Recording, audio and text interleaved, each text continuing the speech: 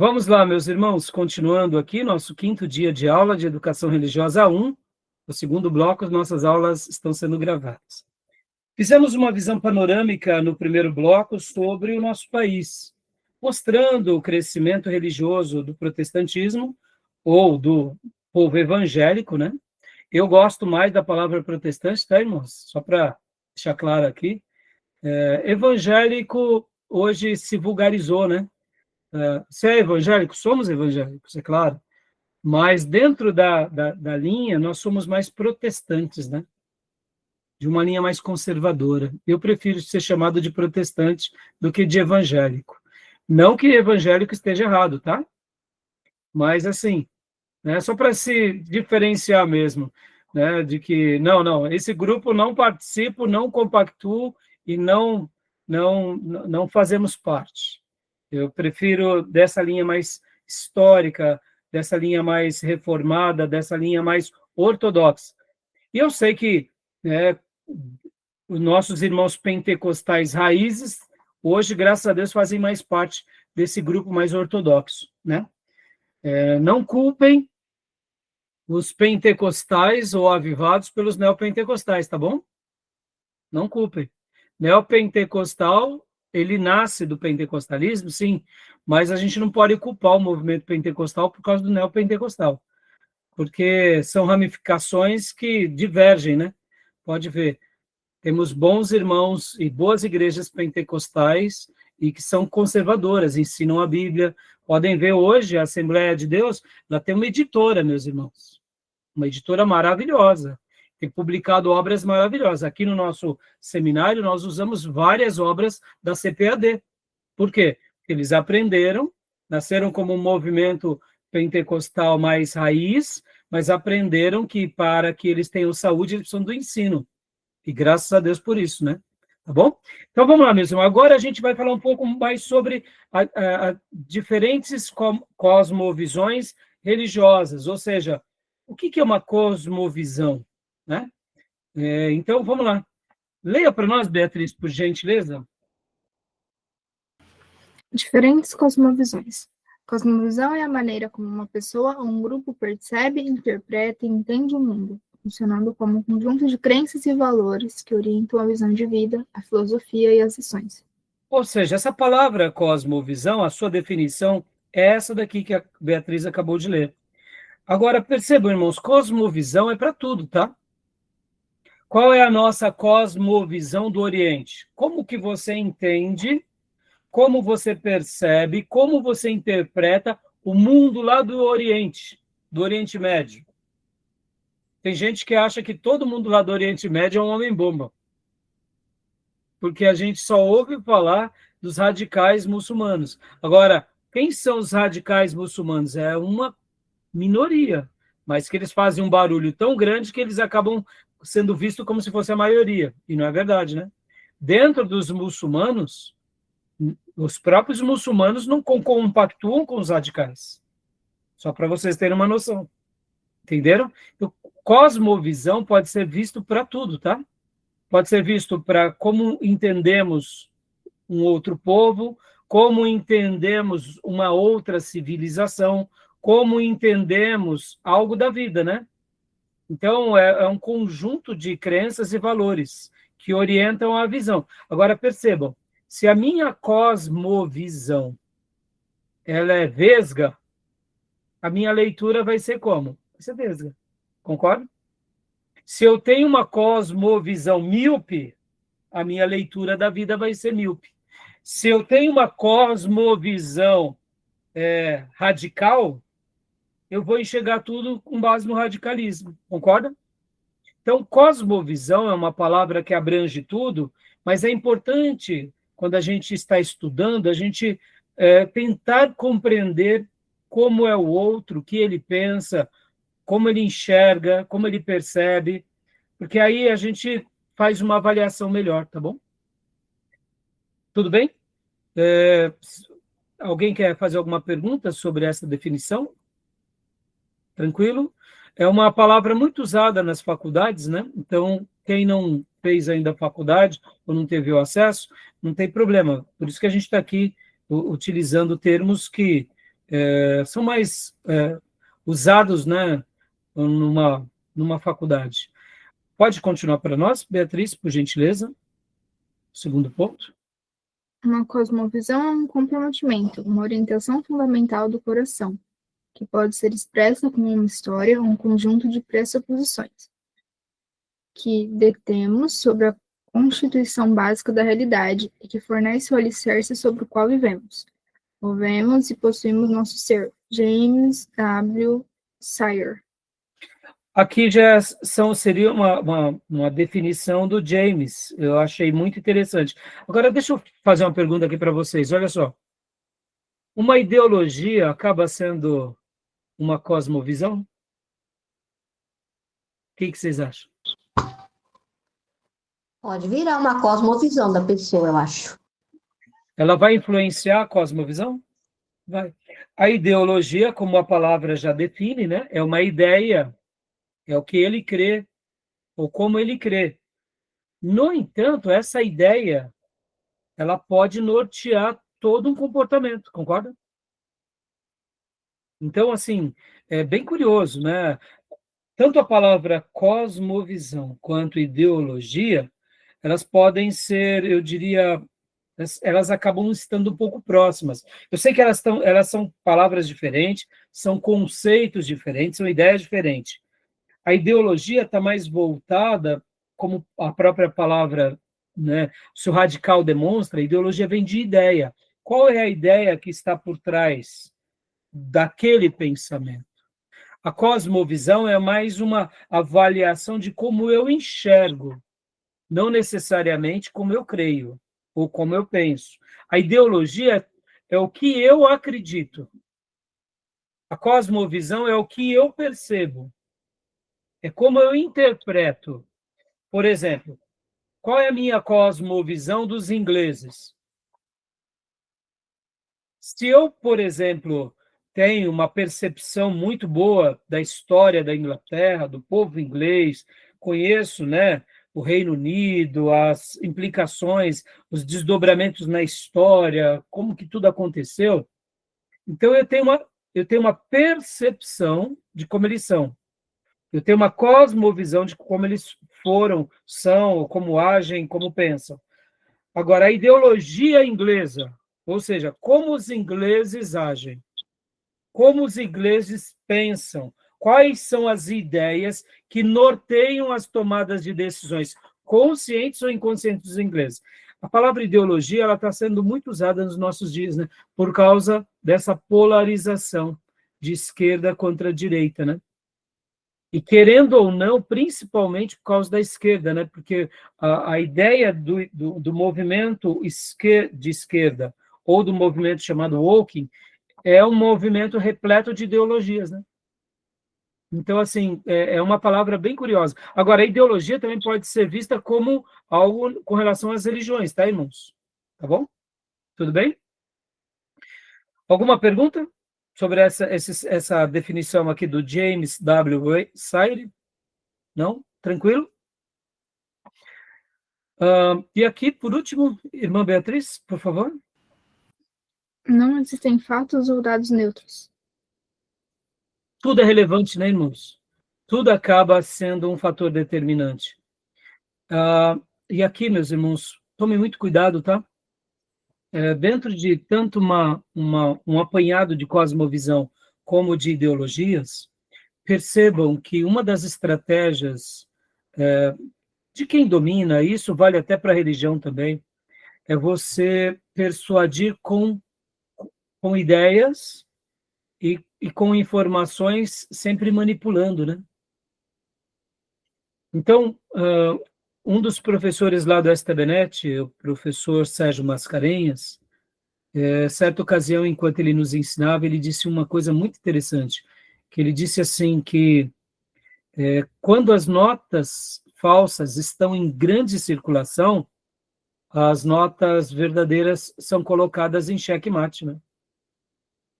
Se eu digo uma mentira agora, e se eu fico reprisando essa mentira sistematicamente com vários aliados, e aqui eu digo políticos, empresários, mídia, grupo de professores, se eu fico repetindo essa mentira por várias frentes, chega uma hora que a mentira passa a ser verdade.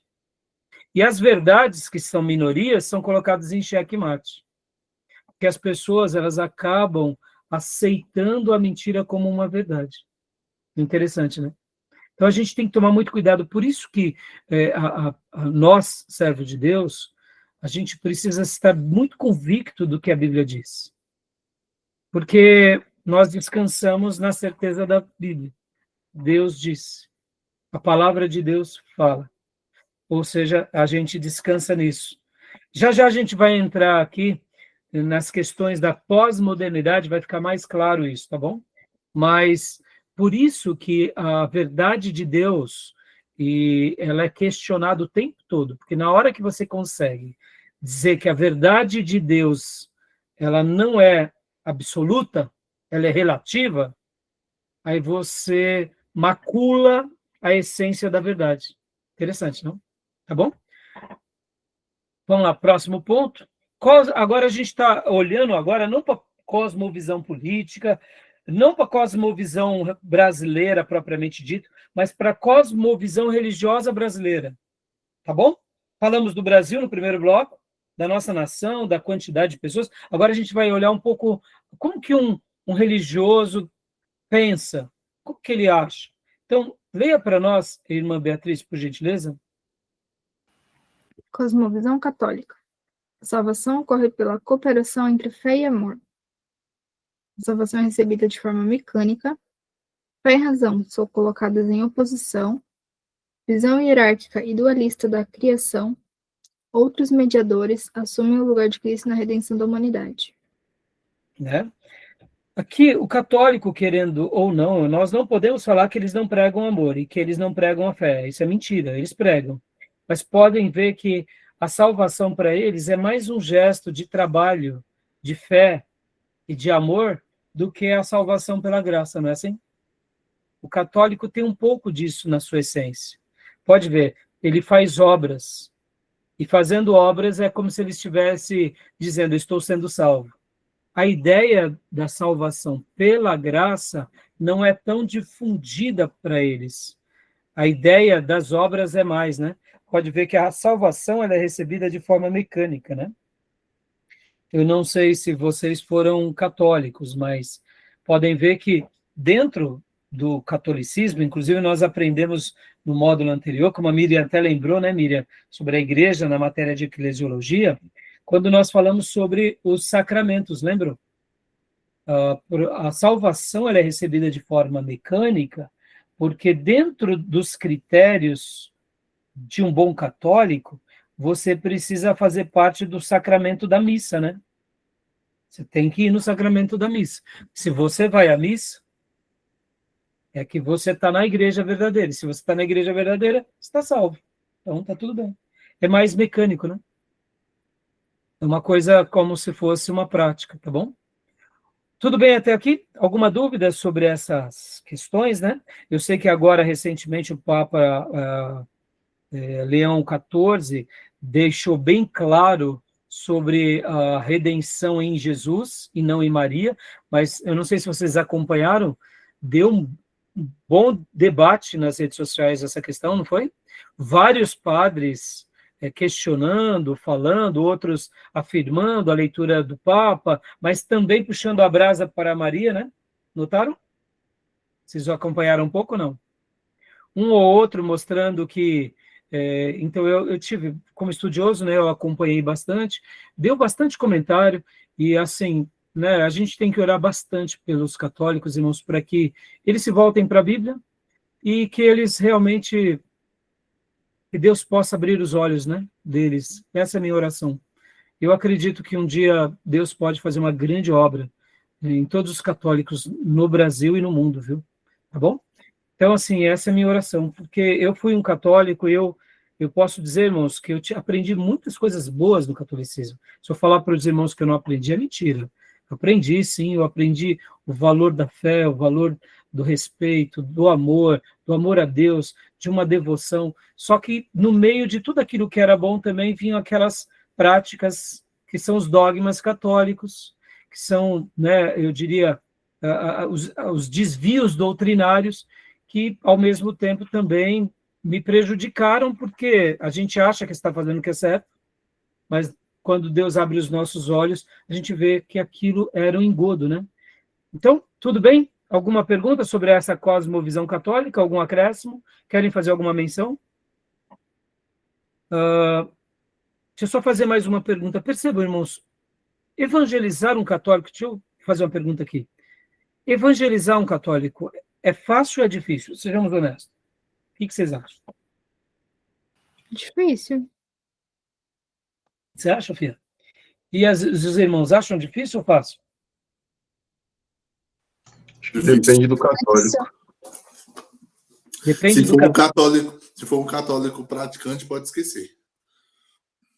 Roxo, né? Se Poxa. for aqueles mais antigos que não troca nem remédio genérico pelo outro, porque tem pessoas que é assim, né? Não troca. Na farmácia tinha muito isso. Você foi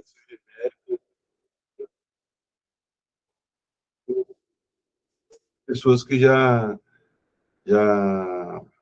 fixaram na mente, né, a doutrina católica e não muda por nada. Nada do que você fala é mais como, não é nem uma crença, eu acho, é mais como uma ideologia mesmo.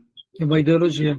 É uma ideologia, eles não têm. Olha, Agora, algumas pessoas mais novas, que são católicas, igual o Diego falou, que não são tão praticantes, elas têm a mente um pouco mais aberta, mas as mais antigas é difícil.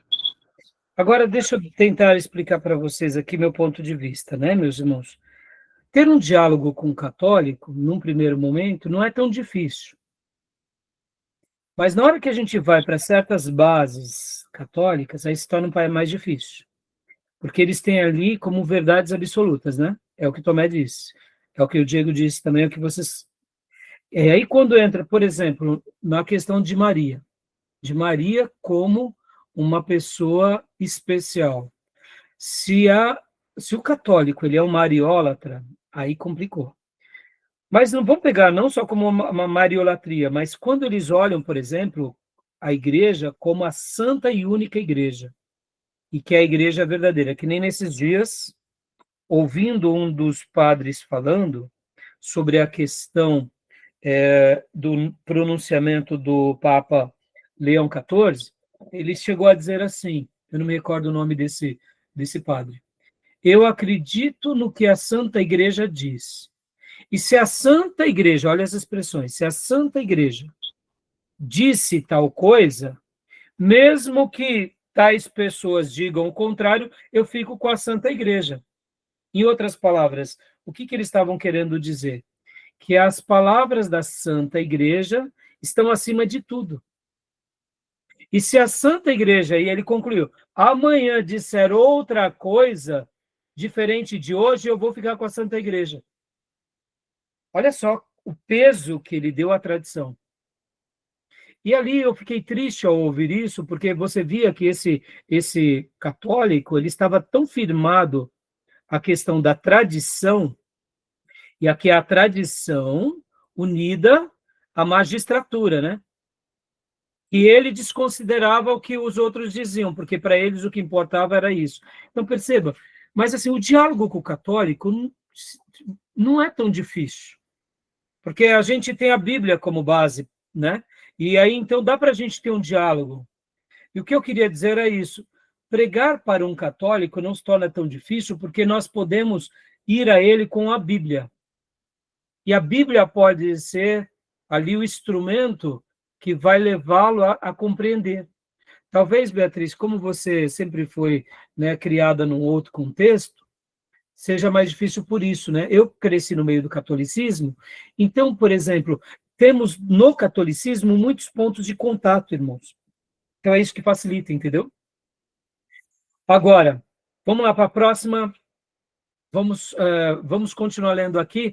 Vocês vão entender melhor a diferença, por exemplo, já do espiritismo. O espiritismo dificulta mais, entendeu?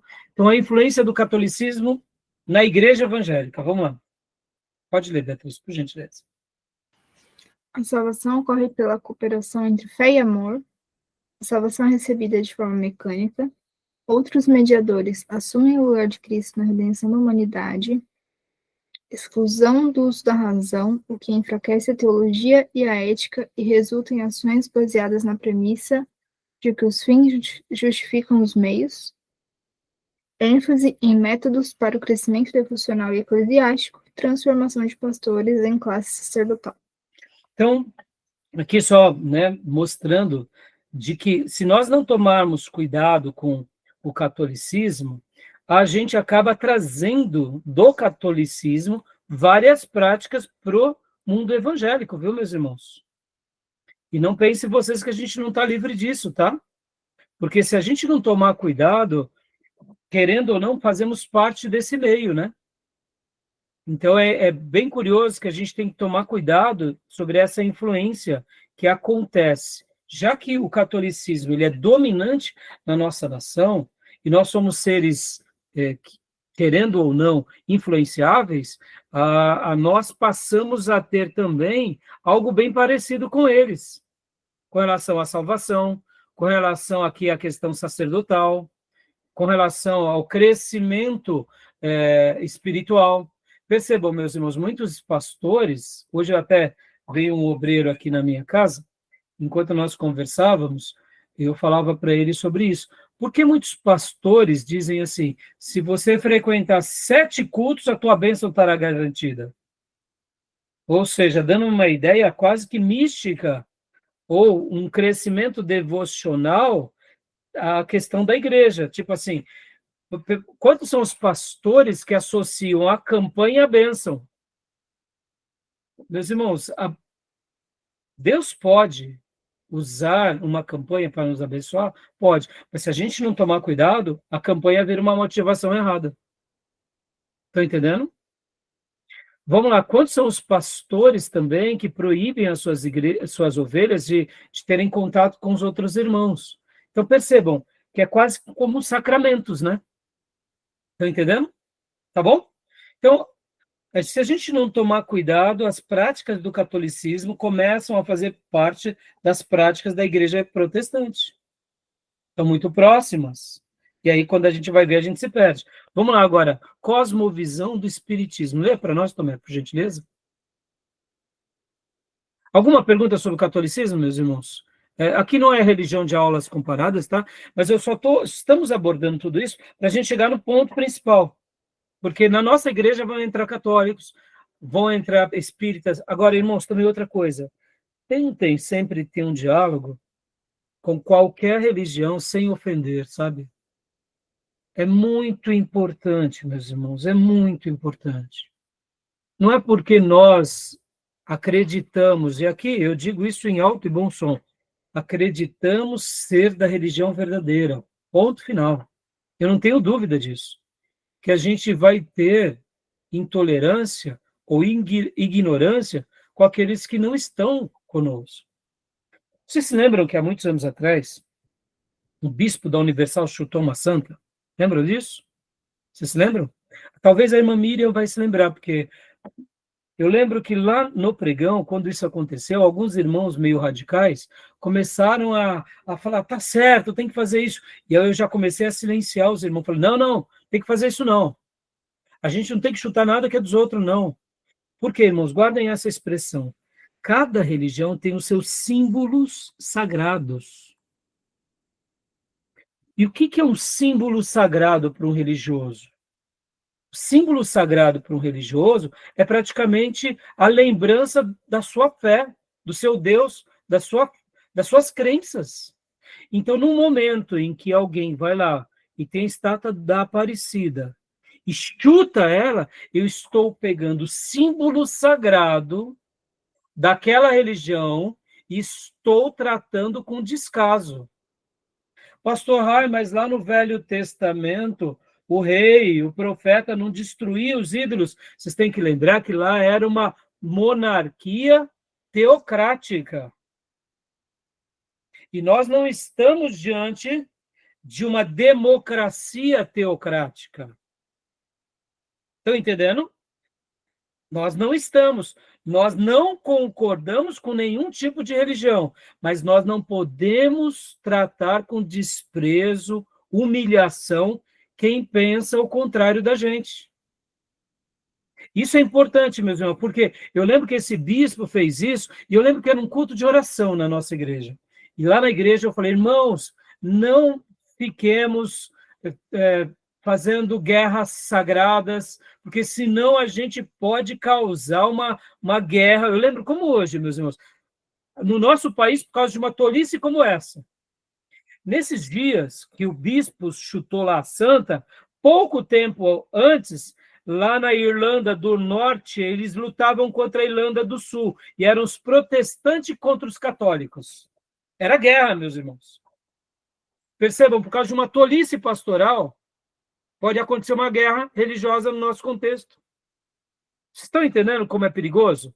Meus irmãos, eu não concordo com nenhum tipo de ídolo, e eu acabei no módulo anterior de falar sobre o ídolo de neopentecostais, que é o poste-ídolo de Mamon, que é o Deus do dinheiro, não falei isso?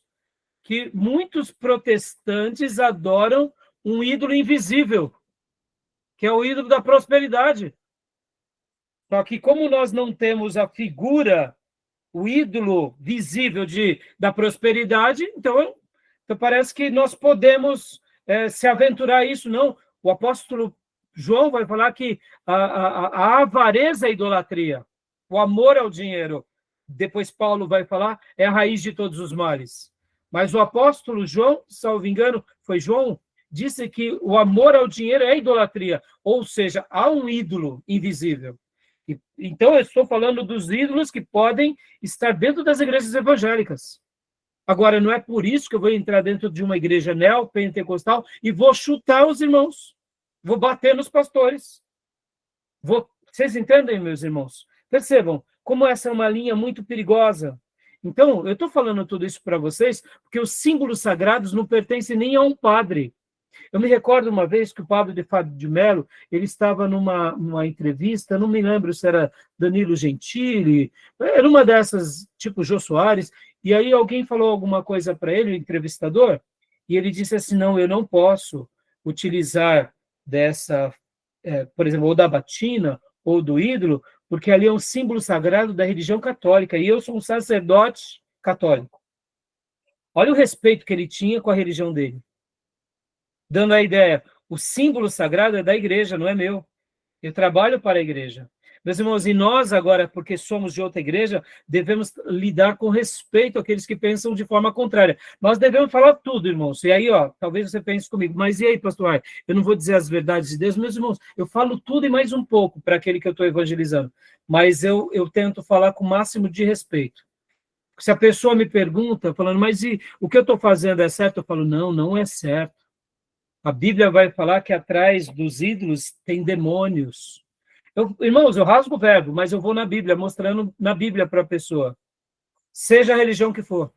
Que quem consulta o espírito de mortos pratica uma obra que, para Deus, aquilo é a coisa mais horrorosa. E mostro na Bíblia. Então, assim, percebam, nós não precisamos dourar a pílula, mas precisamos ser respeitosos. Porque muitas vezes a gente, em nome de sermos boca de Deus, a gente pratica a humilhação alheia. E não é isso que a gente tem que fazer.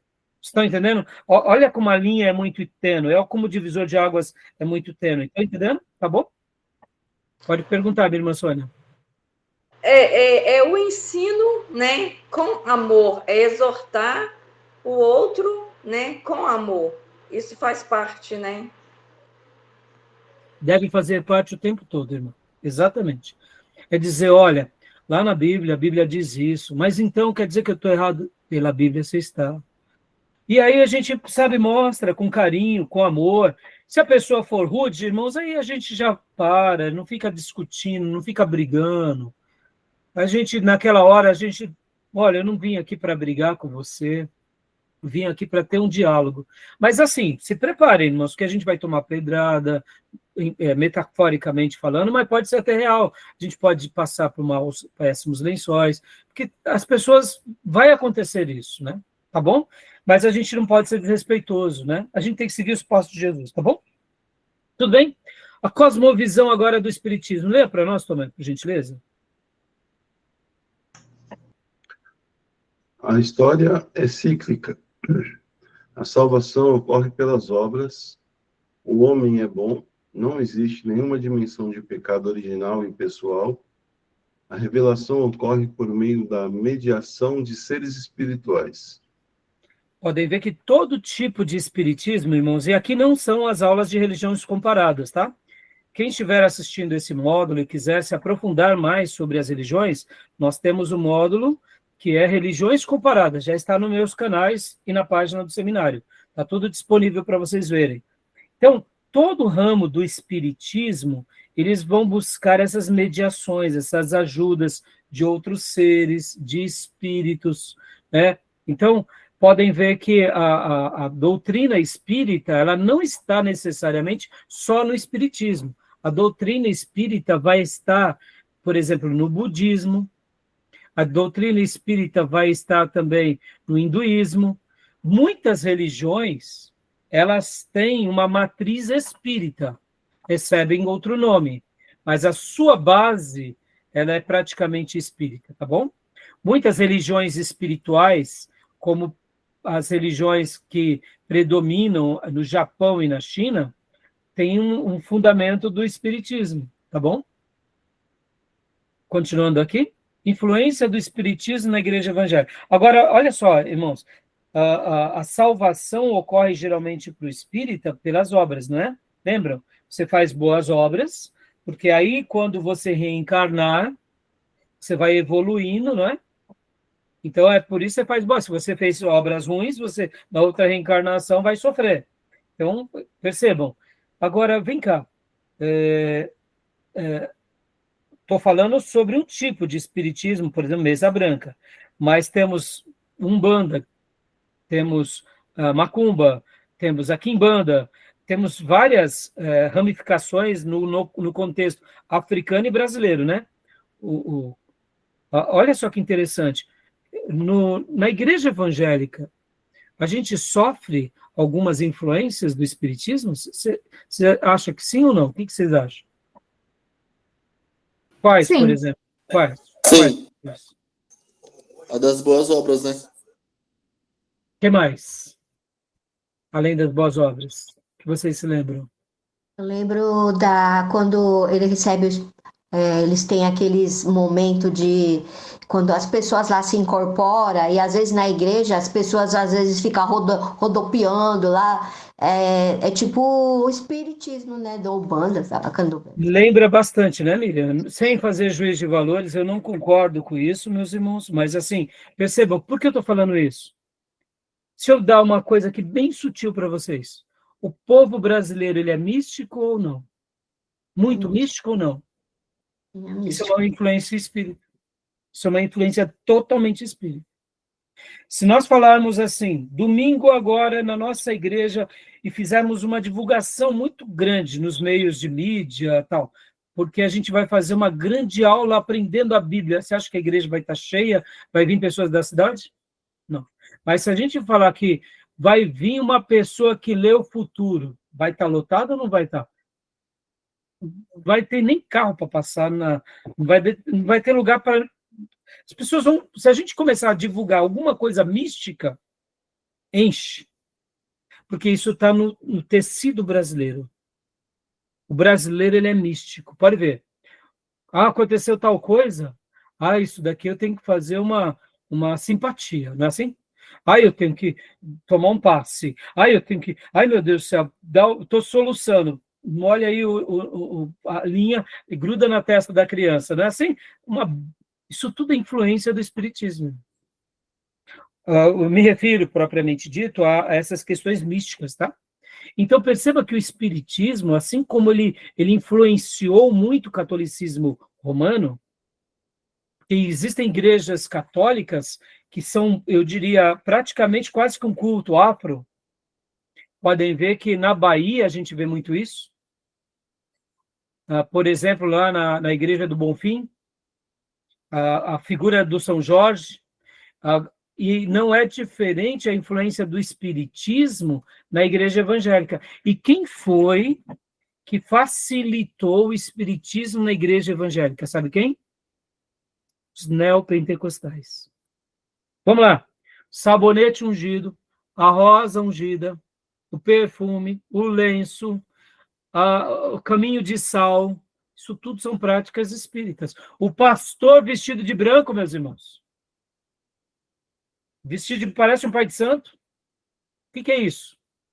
Isso dá uma maneira de dizer assim, poxa, naquela igreja é diferente das outras, eu vou, porque lembra lá de onde eu ia. Estão entendendo? Isso são práticas espíritas dentro da igreja evangélica. E aí eu pergunto para vocês, a gente precisa usar os instrumentos do maligno para ganhar os filhos do maligno? Se a gente precisa, então vamos lá para o carnaval, meu irmão. Vamos criar uma escola de samba e vamos lá tocar lá no meio do carnaval. A gente precisa usar as armas das trevas para ganhar os filhos das trevas? Percebam, meus irmãos, como a gente pode ser ludibriado sem ter um critério bíblico. Isso vale para tudo, tá, meus irmãos? Eu estou fazendo dando essas ênfases para mostrar que o espiritismo, ele infelizmente influenciou demais a igreja evangélica. E aqui estamos nós para reescrevermos a história. Tá bom? Deixa eu até fazer um elogio aqui aos nossos irmãos presbiterianos, viu? Os irmãos presbiterianos, em virtude do exagero das igrejas protestantes, principalmente pentecostais e neopentecostais, de ficarem ungindo tudo, eles pararam de ungir na igreja. Porque, irmão, vamos lá. A unção é bíblica ou não? É bíblica. Tá lá, Tiago fala. Mas avacalharam a unção ou não? Se vende unção de Israel, aí quando vai ver lá na igreja, tem um monte de azeite, galo, andorinha. E falaram que era o azeite de Israel. É nada de Israel. Não é nem de Portugal. É do Brasil mesmo. Então, percebam, hoje, se unge tudo, se unge cachorro, se unge gato, se unge casa, se unge porta, se unge criança, se unge canto da casa. Eu te pergunto, aonde está na Bíblia que tem que se ungir tudo? Estão entendendo? Então, percebam, algo bíblico se vulgarizou.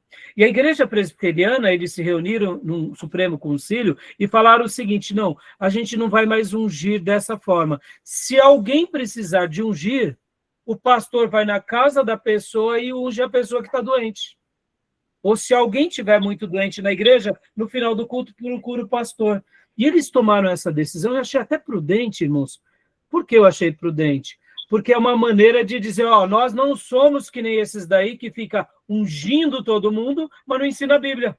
Porque fica lá 2 horas ungindo todo mundo e na hora de ler a Bíblia, lê em 5 minutos. Estão entendendo? Porque o povo é místico, o povo gosta da unção. Mas o que vai libertar a pessoa, meus irmãos? É o azeite na testa? É o azeite no cabelo? É o azeite na roupa? Ou é conhecer o Evangelho?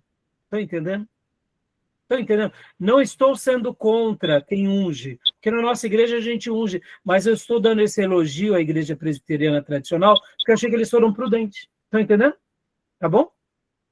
Miriam, eu só vou bloquear o seu som, porque ele está dando microfonia, tá? Pergunta, irmã Sônia. Pode perguntar. Não sei se está muito dentro do que a gente está estudando, mas sobre as fotos, né? Atrás a foto de fulano de tal ou roupa de fulano de tal para a gente poder estar orando. Então, a irmã está me fazendo uma pergunta, né? Isso. Vamos lá. Tem algum problema orar pelas fotos? Não. Tem algum problema orar pelas roupas? Também não. Mas qual é a minha motivação, muitas vezes, de orar por uma foto? Ou quais são as motivações de muitos pastores? No momento que eles olham a foto, eles já revelam. Eu estou vendo aqui. Tem um tranca-rua aqui, viu, irmã? Ai, irmã, tem uma pombagira no marido. Aí pronto, a mulher já está desesperada que o marido já não está dormindo em casa. Aí leva a foto do marido. Aí o profeta ainda fala que tem uma pombagira, pronto.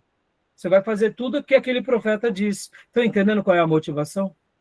Nenhum problema, irmã, orar pela foto, nenhum problema orar pela roupa. Mas e os exageros? Qual é o propósito? propósito é místico, a gente vai chegar lá nos slides. Vocês estão entendendo como essa aula de hoje ela está saindo de um macro, né, sobre conhecer o povo, saber um pouco da nossa história, saber um pouco da quantidade de quantidade de crentes que estão, né, se convertendo, que qualidade, e agora a gente está indo para as religiões que a gente está inserida, e a gente, sem perceber, ou já percebendo, está se deixando levar, porque as pessoas gostam disso, irmã. Ora pela minha foto, ora... Eu não tenho... É bem simples de resolver essa questão. A Bíblia condena isso? Se a Bíblia não condena, a gente pode.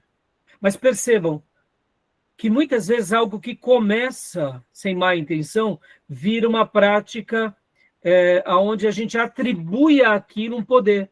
Vamos lá. Só para responder, irmã. Teria algum problema a gente orar pelo copo d'água? Não.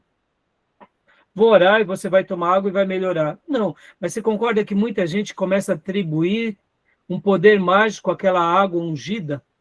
Concorda? Só para você ter uma ideia, eu orava para uma anciã, agora de isso. Eu sempre ligava para uma anciã querida, e ela sempre falava, ora por mim, pastor. Tá bom. Aí um dia minha esposa falou assim, ela está botando um copo d'água. Minha esposa é muito viva, meus irmãos. Minha esposa é psicóloga, né, irmãos? Ela é muito viva. E ela falou assim, ela está com um copo d'água. Ah, amor, para. Pode perguntar, ela está com um copo d'água. Porque toda vez você tem que orar por ela. Ou seja, ela já estava atribuindo que a minha oração era especial e porque o que ela fazia tinha algo mágico.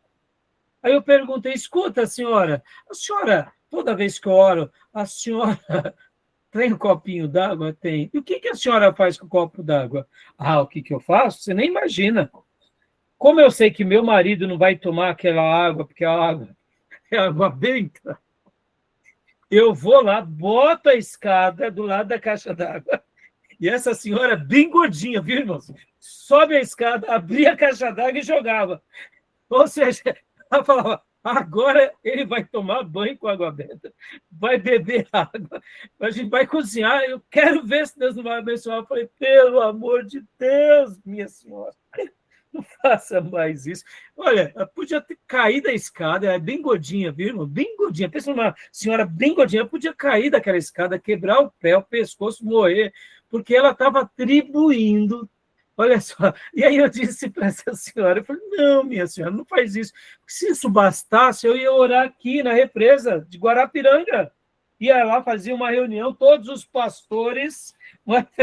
Está rindo, né, Beatriz? A gente faz uma oração poderosa e abençoa a água de São Paulo todo mundo se converte. E aí, é isso que vai converter? Perceba? Uma coisa que começa com uma boa intenção, num terreno místico, se perde. E o que nós temos que fazer?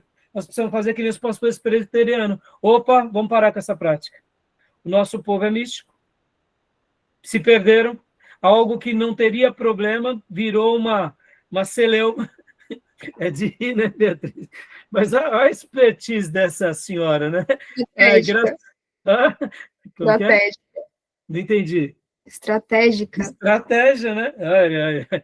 Então, tome a leia para nós. Vamos correr agora, meus irmãos, por causa da hora. Ai.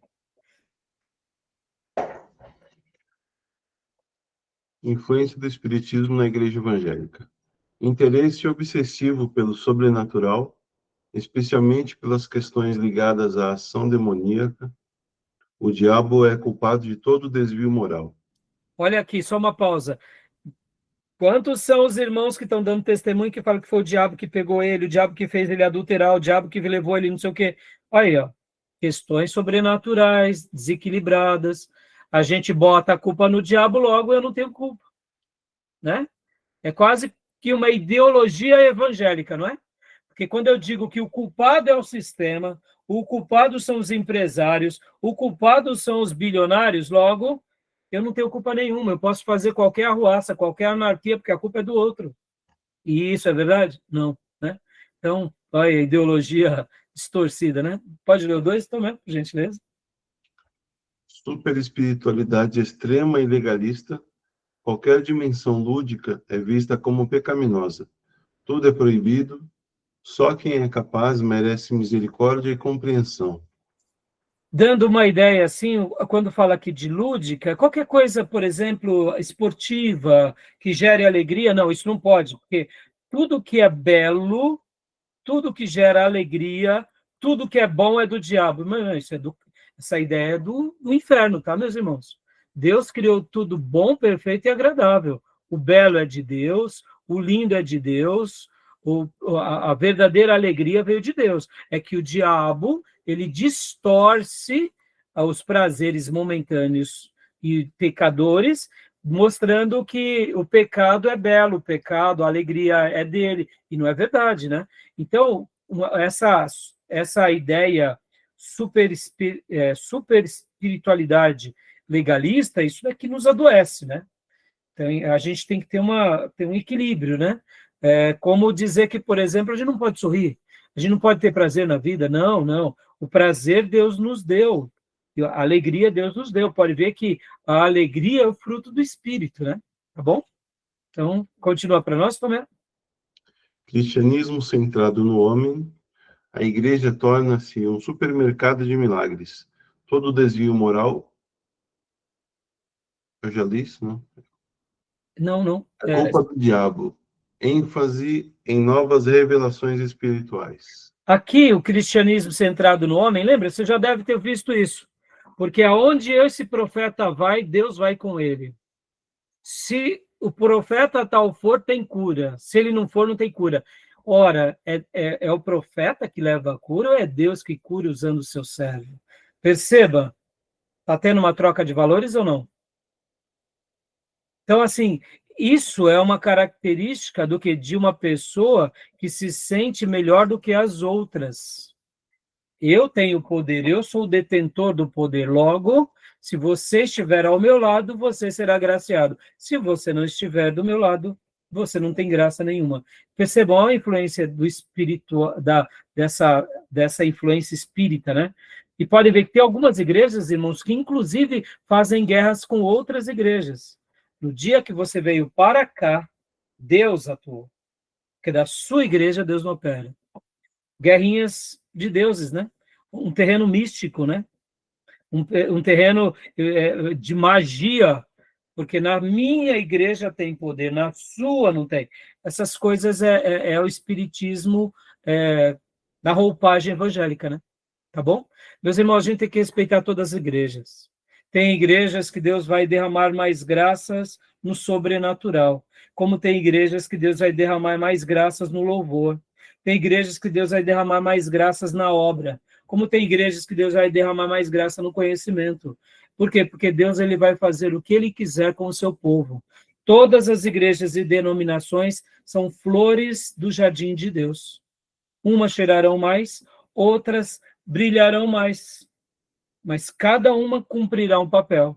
Agora, na hora que eu digo eu sou girassol, eu sou a única que contempla o sol, e todos vocês não são mais nada, só porque são margaridas, ou quem sabe azaleias, a gente está desprezando o que Deus faz, tá bom?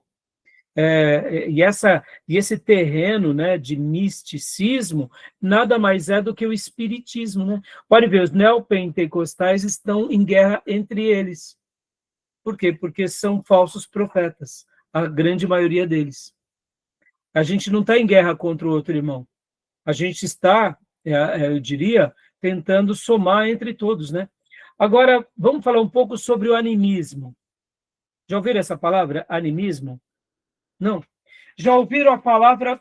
Tudo bem sobre espiritismo, meus irmãos? Respondeu, irmã Sônia? Né? A gente tem que tomar certos cuidados, né? Então, vamos lá aqui. Vocês já ouviram falar da ideia panteísta? Filosofia panteísta? O que é o panteísmo? O panteísmo é uma filosofia onde Deus está em todas as coisas, não é isso? Deus está no cachorro, Deus está na árvore, Deus está na terra, Deus está na pedra, Deus está em tudo. Então, essa é uma ideia panteísta. Eu pergunto, Deus está em tudo? Não. Ele é um ser, ele é uma pessoa que cria todas as coisas. Estão entendendo? tudo é criação de Deus, mas Deus não está na árvore. Dando essa ideia mística. Sabe lá do Avatar? Vocês assistiram o Avatar? Do James Cameron? Aquela ideia mística de conexão com a árvore. Irmãos, agora deixa eu traduzir aqui, vamos abrir um leque aqui. Nós, seres vivos, estamos em total conexão uns com os outros e com a criação. Podem ver que a nossa composição veio da onde? Do pó. E para o pó vamos voltar. Mas o que é o ser humano, senão uma energia viva e ambulante num mundo que está em total mudanças, né? Tendo contato com outras energias. Aqui eu não estou falando de energias de forma mística, tá, meus irmãos? Eu tenho aquela cadela da polícia, sabe? A belga malinois, aquela cadela que os policiais têm. Meus irmãos, ela eu tinha 2 dessas cadelas, eu tenho uma, né, hoje. É uma cadela maravilhosa, mas ela tem uma energia, irmãos. É uma energia. Vocês já viram aquele desenho Tasmania? Sabe Tasmania? Quem cria a belga malinois fala que o belga malinois é uma pilha alcalina Duracell com Tasmania dentro. Meus irmãos, a minha cadela, ela tem uma energia, por isso que é usada no exército, por isso que é usada... É uma energia que impressiona a gente. É um cachorro para trabalho absurdo. Lembra muito aquele cachorro que é o cachorro pastor, né? Que é o pastor de ovelhas, Ai, meu pai, deu um branco. Heeler. Hã? Blue Heeler, acho que é esse nome. Eu acho que não, é o outro, irmã. Esse daí eu não conheço. Mas tem vários pastores, né? Tem aquele pastor que é um preto branco, que é um... ai, me deu branco, agora eu vou lembrar. Labrador. É outro. Tem um pastor que é pastor de ovelha. Tem uma energia muito grande, sabe? Border Collie. Border Collie, obrigado. Isso, Border Collie. Border Collie tem muita energia, porque ele é um cão de trabalho, um cão de chácara. Ele gosta de bicho, ele é muito inteligente. O belga malinois é parecido com o Border Collie, só que é um cão policial. É para defesa, para ataque, né? É literalmente um cachorro. Por que eu estou falando isso, irmãos? A energia da minha cadela, ela sai assim do 8 por 80. Então, se ela está com medo, ela treme. Ela treme tanto que ela treme o corpo todo. Se ela começa a ficar com medo, dá dó, porque ela entra numa... Parece que ela vai desmaiar de colapso, irmão. Treme. Vocês já viram um cachorro que treme muito? Vocês não têm noção. Por que eu estou falando isso? Todo ser vivo tem energia. Tem uma energia da sua vitalidade. Então, dizer sobre a energia humana e mistificá-la é perigoso. Podem ver que nas religiões as pessoas começam a mistificar. Então, o panteísmo é uma filosofia que vai falar o seguinte, que Deus está em tudo. Nós não acreditamos dessa forma. Mas agora vamos ler o que é o animismo. Leia para nós, irmã Sônia, por gentileza. Está bloqueado o seu microfone, irmã Sônia. Animismo, o que é? Animismo é uma visão de mundo que acredita que pessoas, animais, plantas, objetos e fenômenos naturais possuem uma alma ou espírito. Dá uma pausa, por gentileza, meu. Só uma pausa. Então, percebam, o animismo relembra muito a ideia panteísta. Só que aqui, ao invés de Deus, vamos lá, Deus, o Criador, está em tudo, no animismo é como se fosse uma outra ideia.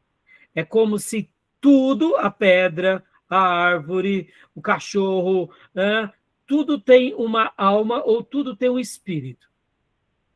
Então, é como se fosse uma criação onde muitos espíritos estivessem em interação. Estão entendendo? Isso é o animismo, tá? Vocês vão entender já qual é a proposta do animismo nessa aula. Vocês vão entender. Então, continua para nós, irmã, por gentileza. É uma crença na interconectividade espiritual do universo, onde todos os elementos do mundo material são considerados como seres com consciência e agência, não apenas os humanos. Ou seja, então, já que todos os seres possuem uma alma ou um espírito, então todos os elementos no mundo material são também, de uma certa forma, seres espirituais que estão se interagindo. E por que estamos falando sobre isso, irmãos? Olha só, vamos para o próximo ponto aqui. Irmã Sônia, o seu áudio estava travando um pouquinho, não sei se é a conexão, então, leia para nós aqui o primeiro ponto de novo. Agora, a cosmovisão do animismo. Leia para nós, por gentileza. Vamos ver como está o áudio da irmã. Existe um Deus criador, mas este não se importa com tudo. Então, aqui, qual que é a cosmovisão? Que há um Deus criador, mas ele cria um mundo físico cheio de pequenos espíritos. Seria mais ou menos essa a ideia. Que tem almas, que estão se interagindo. Então, eu vou pedir agora para a irmã Miriam ler, irmã Sônia, porque o seu áudio está picotando para nós. Eu não sei se está para todos os irmãos. Está picotando para vocês, irmãos, o áudio da irmã? Tá. Tava. Deve ser a conexão da irmã. Como a irmã é a que está mais distante da gente, né? Mas para a irmã, está chegando bem o nosso áudio? Ou está picotando também? Não, está bem. Isso. Então, eu vou pedir para a irmã Miriam ler, e aí, quando melhorar, eu peço para a irmã voltar a ler, tá bom? Mas não tem problema. Tem hora que acontece até aqui com a gente. Bom, pode ler para nós, irmã Miriam, aqui o 2, o mundo... O mundo é permeado por uma energia impessoal, que pode ser manipulada pelo xamã. Xamã, olha só, as religiões orientais, tanto do Japão, da Índia, Coreia do Norte, Coreia do Sul, em que tem os xamãs, eles têm, ou seja, da religião shintoísta, eles têm o poder de pegar essas energias, essas almas e trabalhar com elas, ou seja, eles têm o poder sobre isso. Então, é como se fosse dado a eles isso, um poder sobre esses outros seres. Por isso que eles precisam fazer ali as suas rezas, as suas cerimônias, as suas oferendas, porque esses espíritos vão ajudá-los ou prejudicá-los. Podem ver que muitos filmes, e principalmente filmes orientais, eles sempre vão dizer assim, vamos esperar que o mundo não nos puna, porque é como se fossem energias que punem os errados e abençoam os corretos. Eu não estou dizendo que nós pensamos assim, tá, meus irmãos? Eu estou falando que essas são ideias do animismo, tá? Agora, leia para nós o terceiro aqui, irmã. Miriam. Todos os elementos do universo possuem uma dimensão espiritual, uma alma ou consciência cósmica. E o 4? Existem muitos espíritos bons e maus que exercem influência ou controle sobre os seres humanos. Bom, então aqui, percebam que o animismo e o espiritismo, eles são muito parecidos, né? Em certa medida. Onde entra agora, onde a gente quer chegar é nesse ponto. A influência animista na igreja evangélica. Lembra daquela senhorinha que eu falei para vocês, bem gordinha, que pegava o copo d'água? Ela estava dando uma ideia animista, quase que uma força sendo gerada de bênção por causa de uma oração de um pastor num copo d'água. E aí aquele copo d'água agora tinha o poder de abençoar aquela família. Estão entendendo? Não é uma ideia mística que atribui uma força maior do que é? Estão conseguindo compreender? Deu para entender? Tudo bem?